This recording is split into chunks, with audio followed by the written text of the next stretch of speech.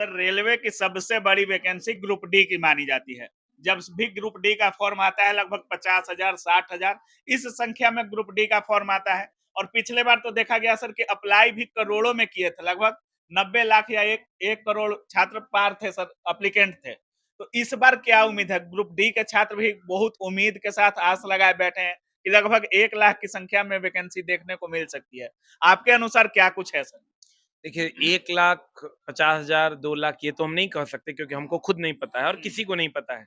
हम अगर कहेंगे तो वो झूठ है, कोई और कहेगा तो वो भी झूठ है। सच्चाई ये है कि वैकेंसी बढ़ के आएगी। सच्चाई ये है दोस्त मेरे कि वैकेंसी बढ़ के आएगी। वो एएलपी वाला सिस्टम नहीं रहेगा और टेक्नीशियन वाला सिस्टम नहीं रहेगा। वैकेंसी आपको बढ़ा हुआ दिखाई देगा। ये 100% सच है। बाकी अब तो जब पिटारा खुलेगा तो देखने वाली बात होगी कि क्या खुलता है और क्या उसमें मिलता है आप लोगों को। सर, ग्रुप डी की बात करें तो पिछले बार इतनी भारी संख्या में फॉर्म अप्लाई किया गया था, इस बार भी 5-6 सालों का गैप कर दिया गया सर।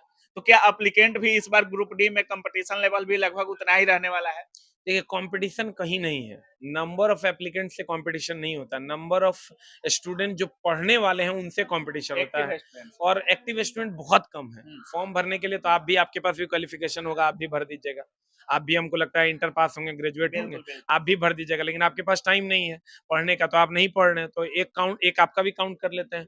बहुत सारे लोग हमारे यहाँ हैं जो ऑलरेडी आईटीआई का डिग्री ले लिए हैं, पढ़ नहीं रहे हैं लेकिन फार्म भर देते हैं।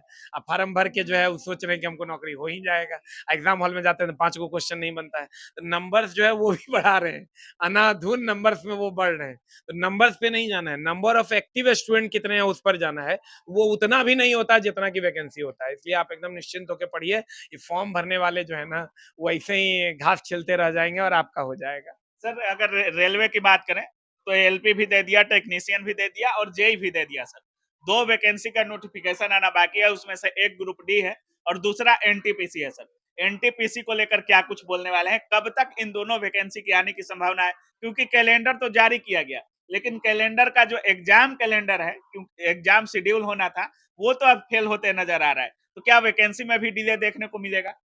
आपको हमको लगता है अगला 1 से डेढ़ महीना में जो है ना लगभग दोनों वैकेंसी आ जाएगी। ग्रुप डी और एनटीपीसी दोनों? 1.5 महीने के अंदर, क्योंकि बहुत तेजी से काम चल रहा है, तो अगले 1.5 महीने के अंदर आपको दोनों वैकेंसी देखने को मिलेगी। एनटीपीसी की संख्या कितनी रह सकती है सर इस बार? संख्या पर कोई बात नहीं करेंगे, क्योंकि संख्या हमको खुद नहीं पता है। अब बोलेंगे तो वो झूठ होगा, झूठ हम बोलते नहीं है, इसलिए संख्या पर कोई बात नहीं करेंगे। भाई हम रेलवे मिनिस्ट्री से थोड़े हैं। कोई भी बोल रहा है, अगर हम कह देंगे 2 लाख आएगा, 1 लाख आएगा, 5 लाख आएगा, तो ये संख्या अगर हम बोल रहे हैं तो हम मूर्ख हैं, क्योंकि ये बात ही झूठ है और झूठ तो अपना नेचर नहीं है, इसलिए हम एग्ज़ाम खासकर एनटीपीसी के लिए आपको रेलवे, रीजनिंग, मैथ और सामान्य ज्ञान की ज्ञान की आपकी बुक दिख रही है।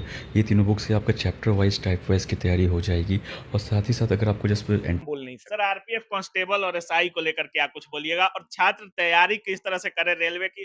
क्या हर एग्जाम के रेलवे के लिए अलग अलग तरह से तैयारी करना होगा, या एक तरह से तैयारी करें कि रेलवे का कोई भी एग्जाम क्रैक कर सकते हैं?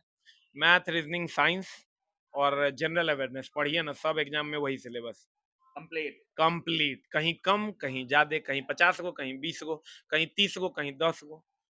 हर एग्जाम का वही सिलेबस है। मैथ, रीजनिंग, साइंस, ये तीन गो को मेन में रखिए। अगर आप एनटीपीसी की तैयारी करते हैं, आरपीएफ की तैयारी करते हैं, तो आर्ट्स को भी पढ़िए, आपका काम हो जाएगा। उतना छोड़िए, चारों को बढ़िया से पढ़िए, आपका काम हो जाएगा एकदम 100%। और थोड़ा सा आर्ट्स पेपर को कम भी पढ़िएगा तो चलेगा। पिछले बार साइंस का लेवल कुछ ज्यादा ही बढ़ा दिया गया था सर। साइंस के धुरंधर हैं आप। क्या इस बार भी साइंस के लेवल को उसी तरह से बढ़ाया जाएगा? क्या साइंस में टेंशन लेने की कोई बात है छात्रों को? देखिए रेलवे हमेशा से एक स्टेप ऊपर जाके पूछता है। जो स्टेप पीछे जो चीजें फॉलो हुई थी उससे एक स्टेप आप ऊपर जाके पढ़िए, आपका काम हो जाएगा। एक स्टेप ऊपर जाना होगा, एक स्टेप ऊपर जाके हम पढ़ा रहे हैं, आपको भी पढ़ना है। किसी भी शिक्षक से आप पढ़िए, लेकिन कोशिश कीजिए एक स्टेप ऊपर जाके पढ़ने का, आपका काम हो जाएगा। बहुत बहुत धन्यवाद सर। Thank you. तो बाकी आप सुन रहे थे, हमारे साथ रेलवे गुरु एस के झा सर थे।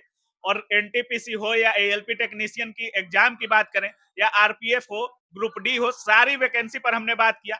सर का भी साफ कहना है कि जो एएलपी और टेक्नीशियन की वैकेंसी का एग्जाम होना है, लगभग सितंबर के लास्ट में देखने को मिल सकता है। बाकी सर का साफ कहना है कि 1 से 1.5 महीने में ग्रुप डी और एनटीपीसी की भी वैकेंसी आप लोगों के सामने होगी। बाकी आप क्या कुछ सोच रहे हैं इस पूरे वीडियो के बारे में, अपनी राय कमेंट सेक्शन में जरूर रखिएगा। आप देख रहे थे काबिल न्यूज। जय हिंद।